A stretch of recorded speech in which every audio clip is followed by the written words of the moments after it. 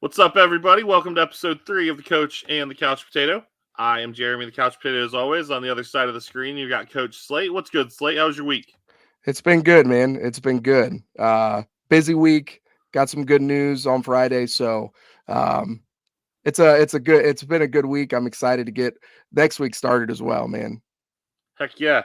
That's all we can do. We can survive in advance, but make the most of it In advance. and look forward to, what the new week brings. Absolutely. Fresh starts and all that kind of stuff on the week and set the tone on Monday. Yep. Uh, so we've kind of gone 2 for 2 so far on speaking things into existence. Yeah. Week 1, we kind of hinted that we were hoping Caleb Downs would go into the portal, and lo and behold, he did. There he is. We hit on Julian Sayin last week, and at that point, it was pretty much a foregone conclusion. Yeah. But about 2 or 3 hours after we wrapped up recording last week, Sayin did commit to the Buckeyes. Which is big. Huge.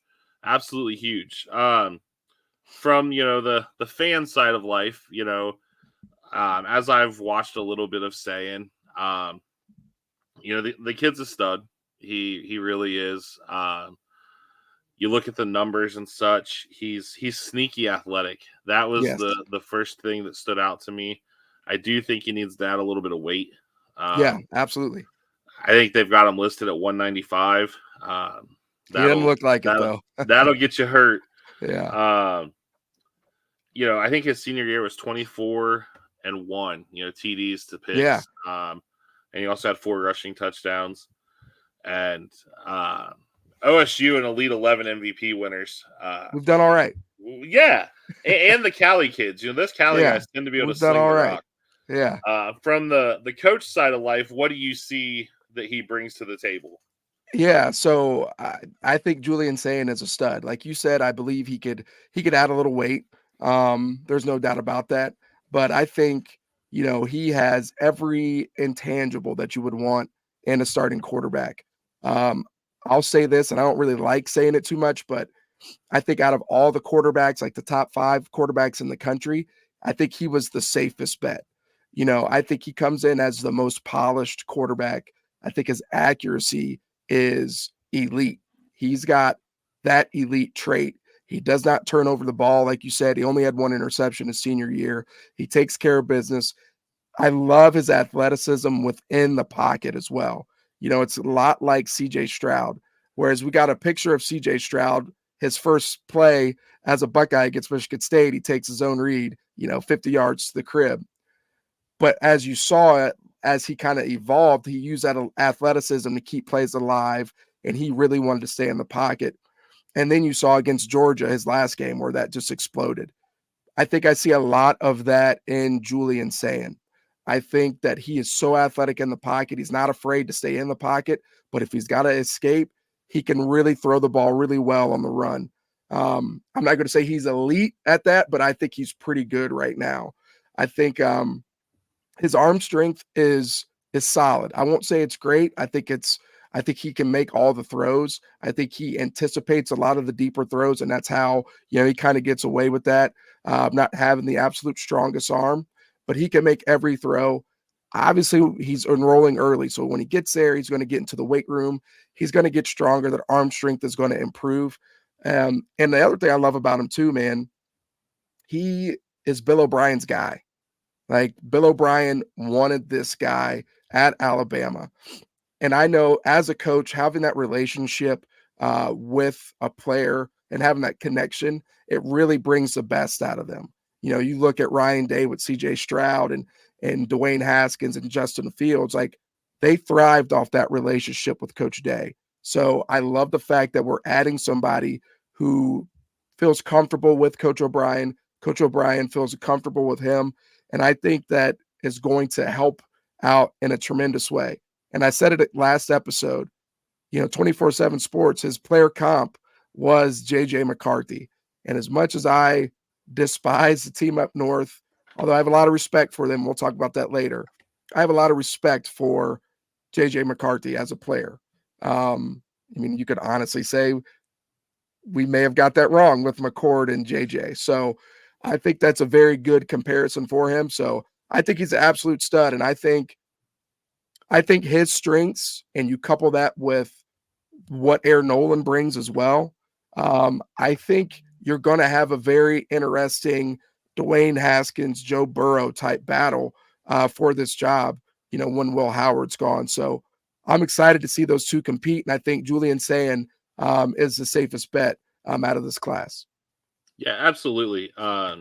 Anytime you can add a kid of that caliber, there's been a lot of back and forth amongst Buckeye Nation on social media, and it's not a stab at Aaron Nolan that you took No, Julian not at Sayin. all. It is a matter of you don't say no to talent, especially in this day and age.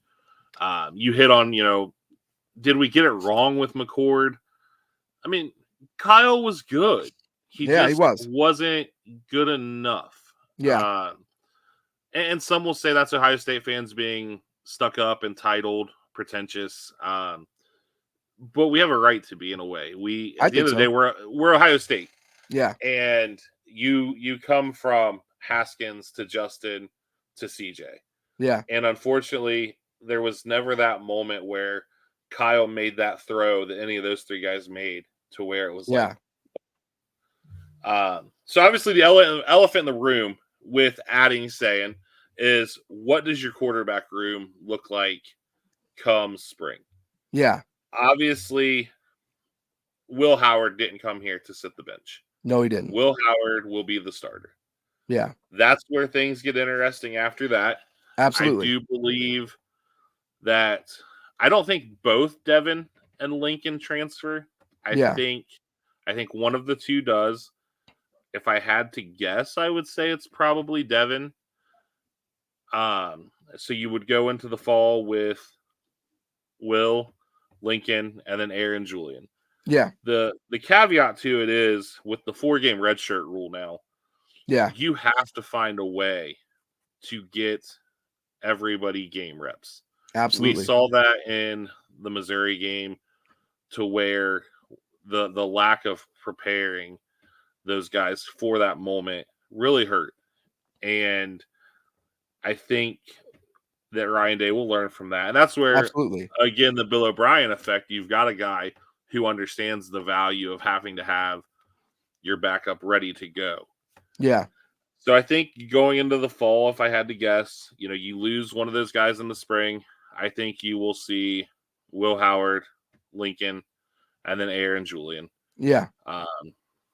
I could see a scenario where even the second of the guys transfers out, and then you have the two freshmen. Yeah. Not ideal, but if you're getting them reps, and especially as polished as Julian Sayin has looked, and going against that defense in practice, if you get a chance to take any reps, it's only going to help. Against the twos, even, you're going against a better defense than you're going to see 8 or 9 weeks out of the year. Yeah. Yeah. What do you envision? I was just saying, what do you think? I think that I agree with you on Will Howard. I think he transferred here to be the guy. And I'm excited to see what he can do. I really am. I think he's got untapped potential. It's not a knock on Kansas State. I just think Ohio State is equipped to get the absolute best out of him. I agree with you. I think one of Devin or Lincoln are going to be gone after the spring.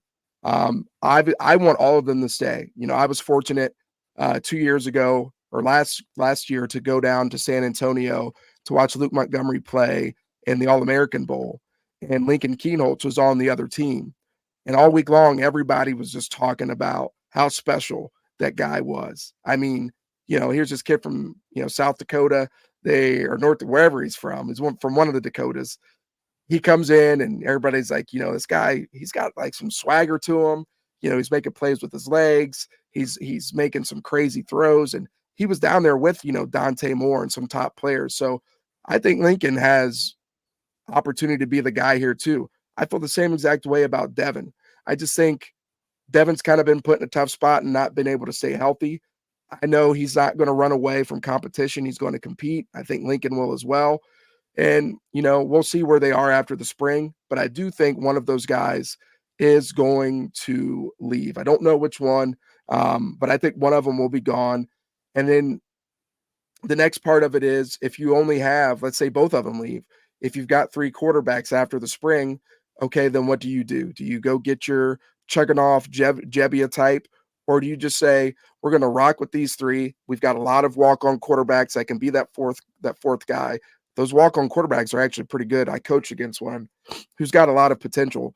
Um, and you just roll with that, So that's interesting to see. The hardest part, and I said it last week, is going to be getting them all reps in practice, in spring practice. And that is going to be the hardest part. Number one, you only have so many time in a day, so much time in a day. So you're not gonna, I know people are like, well, it's Ohio, so you can practice 5 hours, do whatever you got to do. Well, there are regulations and things like that you got to follow. Number one. And number two, they're college kids. Like, you don't want to keep them there all day.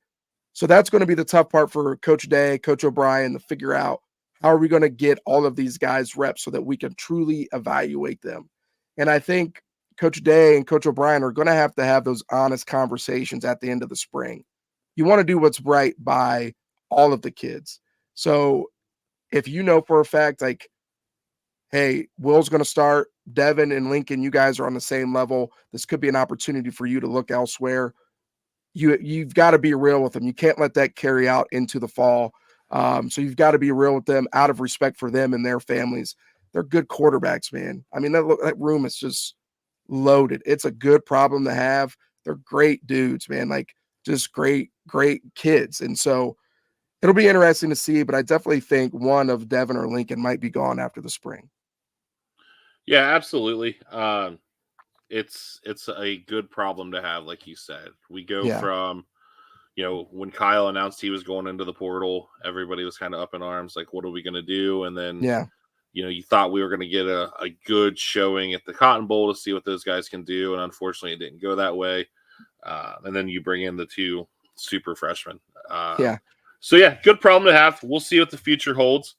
And then, along those same lines, with, saying committing to kind of probably wrap up the 24 class. Yep. 25 class is off to a crazy start, like we Great talked start. about. And then yesterday, a massive boom, literally. Literally. Carter Lowe from Toledo Whitmer, an in-state, depending on where you look at, high 4-star guy, massive human being for a kid that age. Yeah. He was definitely a must-get, I think. Yeah. Anytime you can go to Toledo and get a kid, it's always a win. Similar to Cincinnati. Yeah, absolutely. Everybody always says, oh, Ohio State gets all the Ohio kids. And yeah, for the most part, OSU does get the Ohio kids they want. You do have some battles, though. absolutely. Toledo, you're closer to Ann Arbor than you are Columbus. You have Yeah. a lot of Michigan fans up there. Cincinnati, you get a lot of the Notre Dame families, it seems. Yeah. And then Cleveland is the wild card. Yes. And so luckily the program has been able to really kind of lock Cleveland down for the most part. And the Southwest corner is also getting essentially locked down. So to go northeast or northwest, and grab a kid, it's huge. It's big. This kid has a ton of potential. Yeah. I've seen the word generational thrown around and a lot of Paris Johnson comparisons. I'm going to be probably a little brash, and I think it's a lazy comparison. Yes, he's an Ohio kid. He's a big kid. And Paris Johnson was a stud. But even Paris Johnson didn't come in as a freshman right away and totally make the impact you thought he was going to. Now, by the time he left, the kid was a top 10 pick, killed it in the league this year. Yep. So I think that, let the kid forge his own path. But the thing that stands out to me most and I love about the kid is that he's a hooper. Yeah. This may be a lazy comparison on my part, but the first thing I think of when I think of a guy that size hooping is DeJuan Jones. Yeah, for sure. And your feet improve immediately being a basketball player. Your hands and hand placement is so much of everything on the O-line. So I think it's a big win. Hopefully this kind of quiets the Justin Fry can't recruit people. Yeah. And I think people are going to be surprised at some of the guys coming in. Absolutely. As a little caveat to give Coach Fry some props. I saw that one of the Armstrong brothers has already added 20 pounds in Yeah, 2 weeks of being there. And crazy. that was the knock on those boys, is that they were a It's the little bit Schlegel small. effect. Yeah, so let's hope that that's a whole nother conversation. Yeah, Let's hope that he stays around. yeah, I hope so, man. I love that You dude. know more about Carter Lowe than most people, so I am going to turn that over to you. Yeah, so I've had the opportunity to coach against him the last 2 years as a defensive coordinator at Findlay High School. So, we've had to put our game plans together around him. And the first thing that jumps out to you is his size. Like the dude is massive. When they say 6'6", 310, like he's every bit of that. He's got good feet. I think he has the most potential of a lineman that we've recruited in a while, just because he just started playing football his freshman year. So he's only been doing this for 3 years. And he did an interview yesterday with Berm. Shout out to Berm for getting that done. He did an interview with Berm yesterday after he committed, and that kid talked about how basketball was his first love from the very beginning. And he didn't really get into football till his freshman year when some people kind of talked him into it. And, I started coaching against him when he was a sophomore. And if you would have told me, I didn't know that then. I didn't know he'd only been playing football for a year and a half at that time. Like he had the potential to, wow, like it was awesome to see. I think he's got everything that you want from a trait standpoint. He's got great feet. He's very physical on contact. If he gets his hands on you, he's taking you to the ground. Um, he is like the nicest kid ever. Like Toledo, Whitmer, and Finley, we don't like each other too much. We've got the utmost respect for Coach Winters and what they do. I mean, they develop offensive linemen like crazy up there. I mean, the last 3 years of being at Finley, their offensive lines have been top notch. So shout out to Coach Winters on getting that done. So he's getting coached up very well. The one thing that you might want to see him develop is a little bit more of a mean streak. Like I know our game this year, we beat up on them a little bit, but our game this year, we were talking a lot of trash. They were talking a lot of trash. And, you know, Carter Carter was just head down, didn't really say much, just kept playing. You know what I mean? And so you would like to see him get a little bit of a mean streak, but I mean, from a overall talent standpoint, the kid has it all, and he's just extremely raw. The other part of it too is we talked about Coach Fry. He's got a type. He has got a type. He wants those lean bodies, those longer guys that are athletes first that can be developed. So those are almost positionless guys. You saw that with Luke Montgomery. You see that with Ian Moore and the Armstrong twins and the Gabe Van Sickle. You're seeing that he has a type. And so now once we have that type, that athletic type, our wide zone schemes that we want to run are now much more appealing when you have those athletic, lean, long bodies who can reach, rip, and run and get out there and get out in front of Trey or Quinshawn or whoever it is. So I think, Coach Fry's done a great job of identifying the type of guy that he wants for this offensive line. And I think the development is coming. I think it really is. And I think, getting guys like Luke and Ian Moore and the Armstrong twins and now Carter Lowe in the 2025 class, I think we're starting to see that offensive line mindset. Like we're getting what we want. Now it's just about the development and can we get them there so then our run game can also be elite with our pass game. So I'm excited about him. Phenomenal kid, comes from a great program, one of the top programs in the state of Ohio, Division I. They've got talent out the wazoo, man. It is unreal. Every year we play them, it's like another kid's going D1. What the heck? Like special talent, great program, great family, great coaching that he's got. So Ohio State definitely got a good one, but I had to throw it in there that we beat them this year because that didn't happen too often. So we got them pretty good this year. I was going to make sure to ask you that. I remember, Yeah. How much that one meant to you. Oh man, that was like winning the Super Bowl. I'm not gonna lie to you. And one little note on what you hit on with Coach Fry having a type. So many people want those road grader type offensive linemen, and in today's game, there's a place for it. But with the guys you're bringing in, you have flexibility. If somebody goes down, you can move around. So just to hit on that, I'm excited to see where the 25 class goes, though.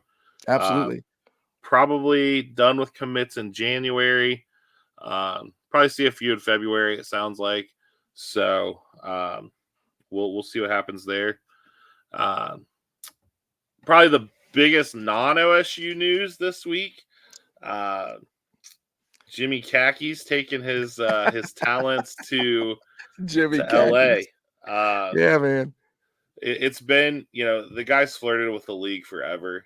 Yeah. And it definitely affects our rivals and the rivalry. Absolutely. They did come out and go ahead and announce that they are going to hire Sharon Moore.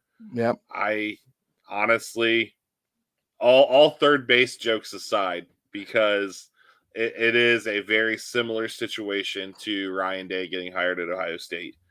I like Coach Moore. I think the dude. Absolutely. We use the term dog in regards to players a lot. I think Coach Moore is a dog. Yeah. Wears his emotions on his sleeve. I could do without the tears after the one game, when he was basically giving Harbaugh a eulogy. Yeah. Hey, man, it happens. Listen, I'm a crier, so sometimes I'm an emotional dude. There over. is a still shot out there. Sidebar here, but my son's best friend won junior gold this year, which is the biggest youth bowling tournament in the country. That's awesome. And there's a photo from the live broadcast of Jaden giving him a hug, and you can see me in the back, and it's like my kid was just born. I think somebody was cutting onions, though. The kitchen was right there. But, immediately the thing that affects that program, Harbaugh is rating that staff. Yeah, for sure. Jesse Mentor going with him. It does sound like they're going to be able to retain their strength and conditioning coach, which is a guy that's big. I've heard a lot of positives about. And you watch their O-line, they're physical. They hit you in the mouth and they move you. I don't think you'll see a lot of portal losses. No, since they kept the hire in-house. I don't even know that I've seen one yet. No. And then, long-term wise, I honestly think it entices the rivalry a little bit because I think he's going to be a better recruiter than Harbaugh. Yeah. Harbaugh is just a weird dude. There's weird. No other way. The guy can coach. Yes. And I wanted him to stay because I think, Ohio State has a fire in that program right now. And mission number one is to beat them. Yeah. It's not going to have the same effect now, but I do think that long term, it's going to be a massive get for them, and it's only going to continue to allow them to compete with the Ohio States and then Oregon and USC coming in. Absolutely.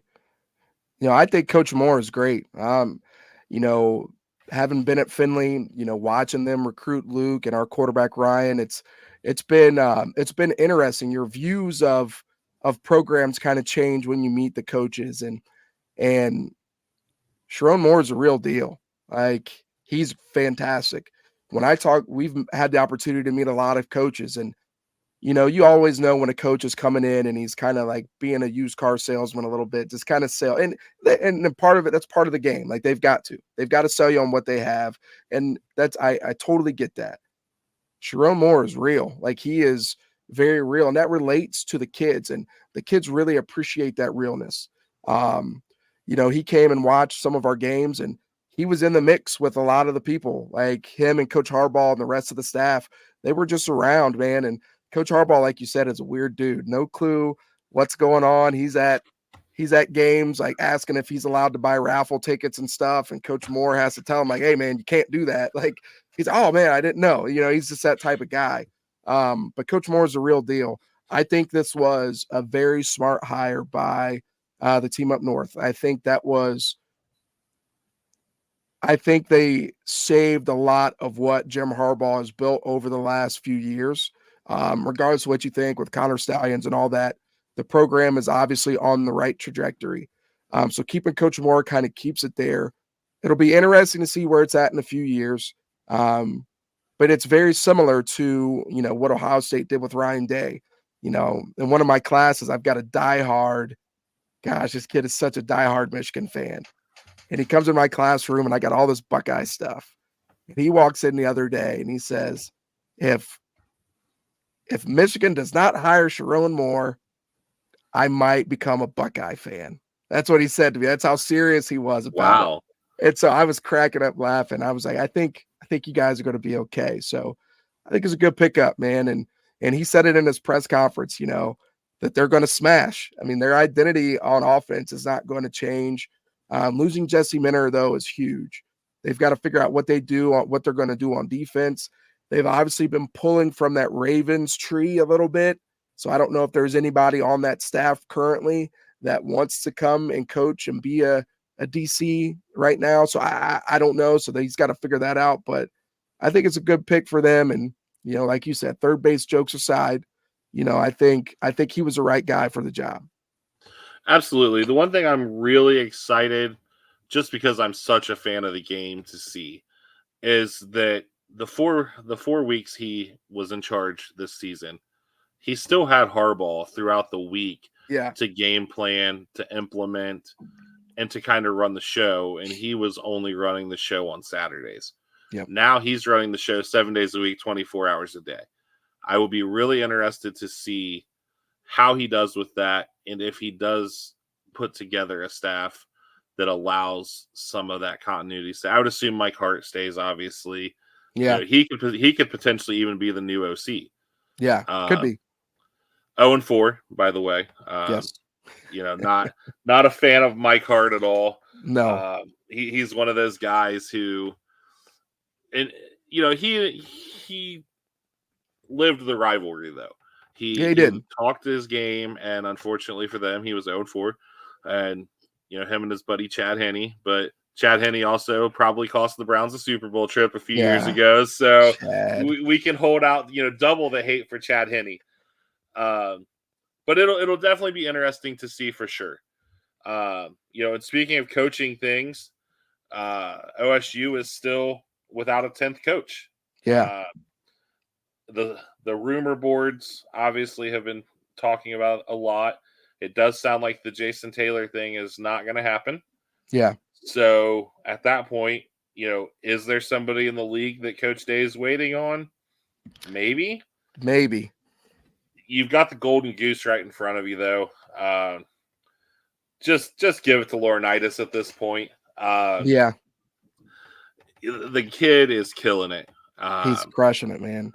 You've heard so much positive feedback from the trail about him and the effect these conversations are having with the kids. But I do, obviously, you still have that elephant in the room of the Larry Johnson succession plan. I don't know. As somebody who has dealt with managing staffs, and you deal with a lot of these guys, coming in to see your players. What we talked about it a little bit last week, but gun to your head, and knowing that it doesn't sound like Jason Taylor is an option, what are you doing? My thing comes down to relationships.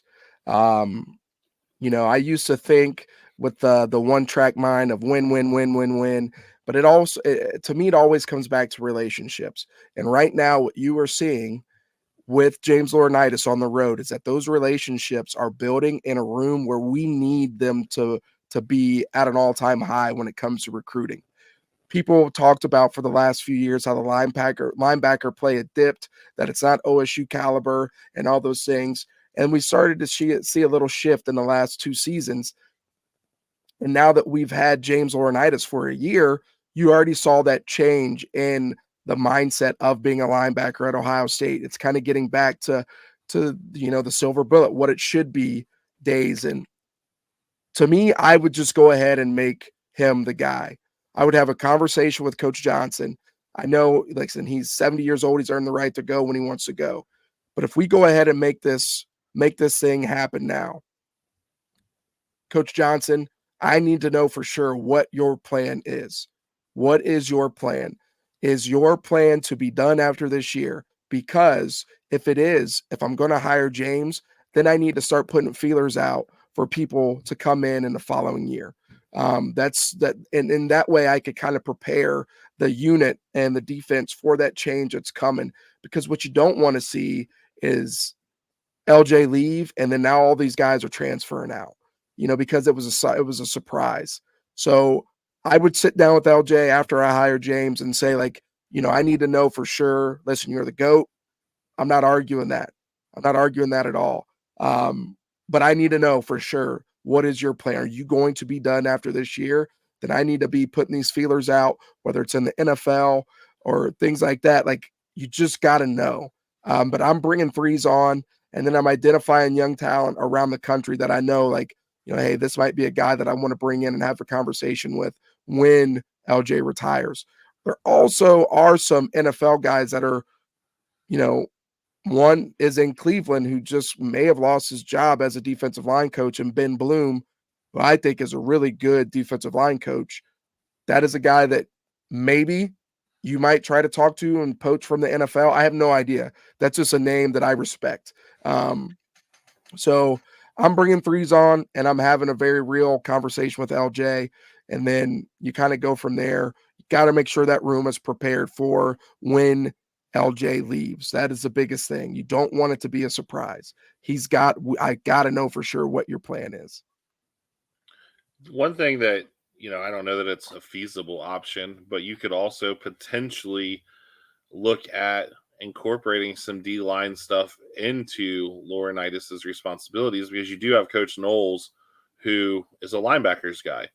I know it failed miserably with Al Washington, but you could look at having threes be linebackers / co-D line, so that he does start to build those relationships, because it seems like with those D linemen, at the end of the day, yes, NIL is always going to be the elephant in the room, but at the end of the day, relationships are key. And so important, man. It's going to be real interesting to see. There's been again, message boards are not factual 98% of the time. Yeah. There's a poster on 11 Warriors, though, who lives in Florida, has been absolutely spot on throughout everything he posts. Yeah. Says that some of the guys at Miami, and I'm assuming that this is potentially possibly Marquise Lightfoot, or a Justin. Is it Justin Scott? Justin Scott, yeah. Yeah. There's some guys in Miami having some regrets already. And I think it's a relationship thing. So it'll be interesting to see. I like what you just said, though, about threes. Possibly if they hired him full time, being able to help out. Listen, I want to see Jim Knowles' defense at its highest level, in the versatility and the multiplicity that it had when he was at Okie State, when he was at Duke. I want to see that for Ohio State. You want to talk about elite coach? Like, Coach Knowles is elite. He is so freaking good. Like, some of the things that he puts together, when they talk about Riverboat Gambler, you go watch his films from Duke and Oklahoma State. Like, the trust that he puts in his guys, like, that is, as a player, that's all you ever want from a coach. In order for us to get to that level, the jack position has to be something that we have. Well, who are we talking about for that jack position? We're talking about linebackers. So now that what you just said, like, now you have threes who has the ability to either just stay with the linebackers, and Jim Knowles can just go work with the jack position, like we kind of talked about last episode, or threes could do it and Jim Knowles can stay with the linebackers. Like, now you have that idea of who is going to be that.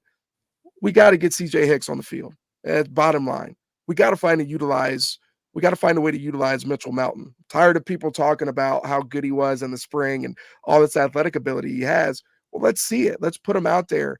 And so, for us to really get that full Jim Knowles experience, like, that is something that needs to happen. So that's a great idea, man. That's a good call by you. Just incorporating that in his job. You know what I mean? Like, it's got to be there. Yeah, and I think that idea actually came to me because Gabe Powers. I saw Gabe, Jaden, and Gabe were at the State House on the same day. We have the same state representative, and they both got accommodations for achievements. Yeah, yeah. And I thought at that point, I'm like, this kid's going to grow into a D end. His frame is massive. Yeah. But he may also be a jack candidate. So, yeah, it'll be interesting to see. there's again a plethora of options, a ton of talent. It's just a matter of getting the guys in the right spot and giving them a chance to succeed. Yeah. Once we get this podcast thing really figured out, I want to pull up some video. I've got some clips already saved for it of when Jim Knowles was at Oklahoma State in that jack position and some of the things that he did with them. The person that played that spot for them was 6'4", 240, 250 pounds, or 6'3", 240, 250 pounds, or 6'1", 240, 250 pounds. Like, we've got guys that fit that mold. And so I really want to see that, because with what we're going to be seeing in the Big Ten, the new Big Ten, like, we're going to have to be multiple. Not everybody's going to line up and be like Michigan. Let's be You're real. not going to be able to run a 4.3 every day. No, you're not going to. And so, like, I want to see that. I want to see rotation of guys up front. I want to see Caden Curry on the field. I want to see Kenyatta Jackson on the field. I want to see Henry Canoe on the field. Or was that his first name? What's Canoe's first name? Hero Henry. Yeah. Why did I say Henry? Hero Canoe. I want to see him on the field. So, I get animated talking about that stuff because, like, Jim Knowles, it's just fun. Like, it's just a fun defense to watch and to see him scheme. So I really want to see it at its full potential this year. You've always been an odd front guy, though. So you have always, yeah, man. And I like to throw out old names. So it's really crazy that, the Jack, the Viper, whatever you want to call it, has evolved so much over time. Because how cool would it have been to see dudes like Curtis Terry and C. Grant in that position? That would have been fantastic. It's just really cool to look back at and see. But Curtis back then you could run a 4.3. What a name. Forgot all about that guy. Cleveland Glenville. Yeah, man. Yeah, I mean, he was, and he had a couple of games where he was, a big time player. So yeah, always cool to throw out those old names, and that's what makes this thing cool. So speaking of throwing out names, I think this has probably been the segment that we've gotten the most feedback on from our friends, our watchers. So today's Mount Rushmore, we're just going to keep going down the offense, and we're going to do running backs. Probably one of the 3 or 4 toughest groups to do. Dude, it's so I thought hard. Quarterback was tough, and then I started rattling through this. So full transparency, I cheated. I did a group of 4 performance-wise and a group of 4 just my overall favorites. Yeah. Disclaimer, yeah. I did the same exact thing. I guess, great minds think alike. Yeah. So let's do our performance ones first. Okay. I tried to keep these within our lifetime, but in this one, you've just got to break the rules. You have to. So obviously, you've got Archie Griffin. Yeah. 2-time Heisman Trophy winner. Essentially kind of set the pace for that room to go through some of those guys, in the 80s, the Keith Byers is those type of guys. Yeah. And just really set the tone. And then obviously, number 2, as you see with the Twitter handle, Eddie George, Heisman Trophy winner, 10,000-yard rusher in the league, up until a couple years ago, single game rushing record. Yeah. And to me is the guy who really did, take that momentum that Archie built 20 years before him and really escalated. Yeah. Can we bring back those jerseys that he wore? The champion crop tops? Yeah, the big numbers, all the, like, we need to bring those back. So it's funny you mentioned jerseys. I just got a text. The meme going around Twitter right now is the Sydney Sweeney thing and the eyeballing something that you love. And Andrew Lind, he was a uniform connoisseur. Yeah. He actually created the tweet, and it is Sydney looking up at the OSU playoff jersey with the look. Bring it back. Those are my second favorites to the big numbers. Yeah. The big mesh holes and the true screen print. I'd love it. Oh my gosh. Number 3, performance-wise, speaking of the playoff jerseys, is Zeke. You don't win a national title without Zeke. And it's such a damn shame that we didn't win a second one because he didn't get the ball against Yeah, Michigan State. I know. Don't even get me started. That's going to be a whole nother Mount Rushmore, most painful Buckeye games of your life. Yeah. And then my fourth one, this one's going to probably surprise some people, but he is Mr. 2,000 yards himself, JK2K. Okay. All right. Just because of that achievement, this guy came in as a freshman and just killed the game. And then to have a 2,000-yard season was something special. So that's my 4 for performance. All right. Okay. The 4 for performance for me, it's very similar. There's certain conversations when you talk about GOATs. Like we were just talking about basketball before we got on here. Like, who you're going to talk about. You're going to talk about Jordan. You're going to talk about Kobe. You're going to talk about LeBron. Let's just appreciate the fact that they're all GOATs. Like, certain people are just grandfathered into that conversation. So with our running backs, like certain people, like if you leave it off, like you almost feel sick to your stomach. Like I can't. So like Archie, yeah, he's grandfathered in. 2-time Heisman winner. It's Archie Griffin. Eddie, he's grandfathered in. Like, fantastic dude. And then Zeke, to me, is grandfathered in as well. The fourth guy, you went with JK, and I shout out to Brett McCreary for this. He helped school a young Coach Slater in 2014 on who he felt was one of the best running backs in Ohio State history. And I'm going to add Keith Byers in there. I think I went back. I've done a lot of research on it actually the last 2 weeks. Just going back and looking at what he lost his senior year due to those nagging foot injuries. If he's healthy, he's in that conversation as a top 3 running back in Ohio State history. What he did his junior year, his numbers were outrageous. And the other thing that put me over the edge for him, he's an Ace Ventura. Like, he's an Ace Ventura with Jim Carrey.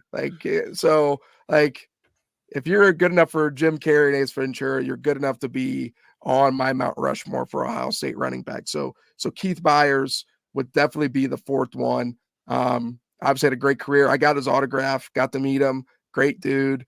My dad had to tell me he was a Buckeye. I was 10 years old, so I had no idea.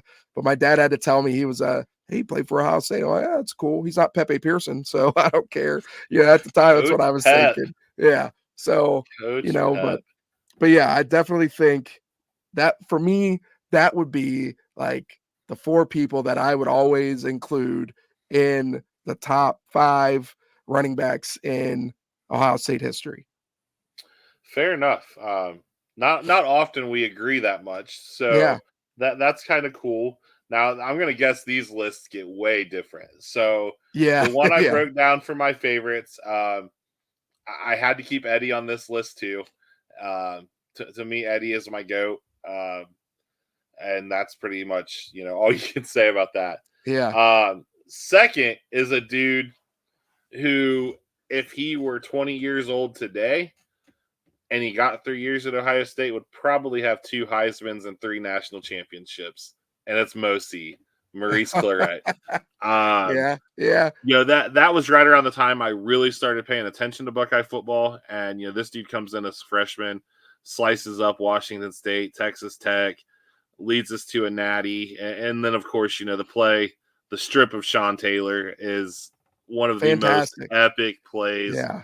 And it's really crazy because Sean Taylor is a dude who, God rest his soul, was going to be one of the best safeties to ever play the game. So talented. I could have an episode just on him and the Honey Badger. I could talk about those two all day long when it comes to safeties. They just got me pumped up. No, that's why that's the cool thing about this is, we throw things out there and it leads to other conversations.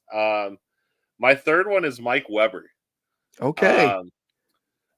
That recruitment was crazy in and of itself. There are so many stories about that day and what really happened. But to go into Detroit Cass Tech and get a kid Huge. Massive. And then, nothing better than OSU wearing the white wolf uniforms in the big Those house are so and sick. Weber shushing the crowd with a tutty. So that just kind of stays in my head.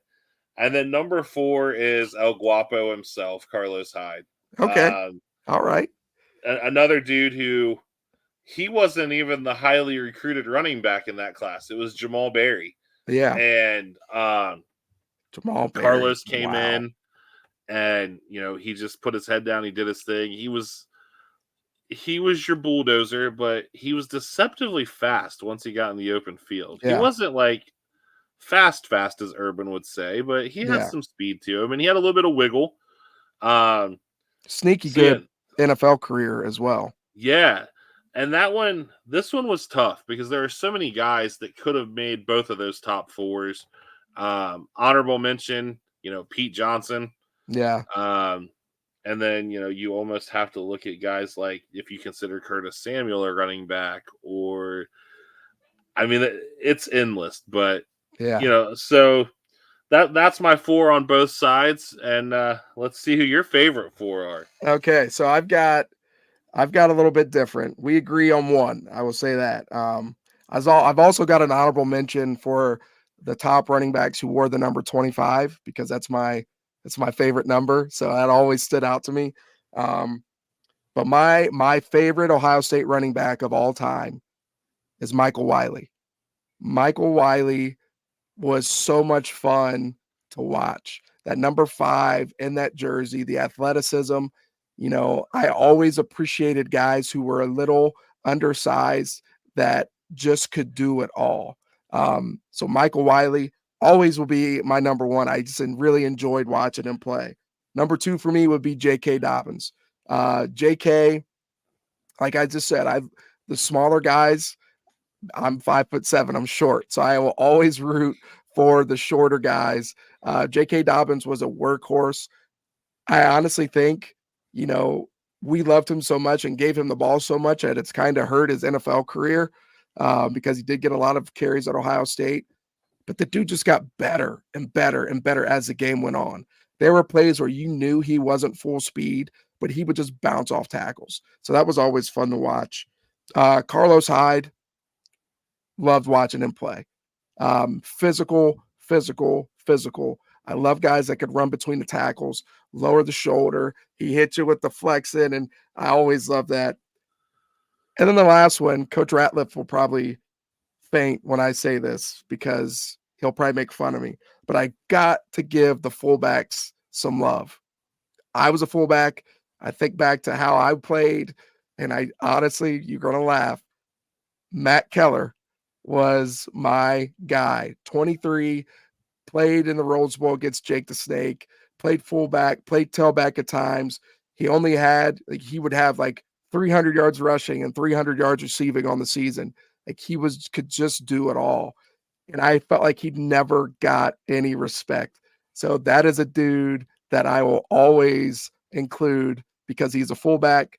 He was somebody that inspired me when I played fullback. So I will always include him. Now the honorable mentions, the 25s, Mike Weber, Carlos Snow, and Antonio Pittman.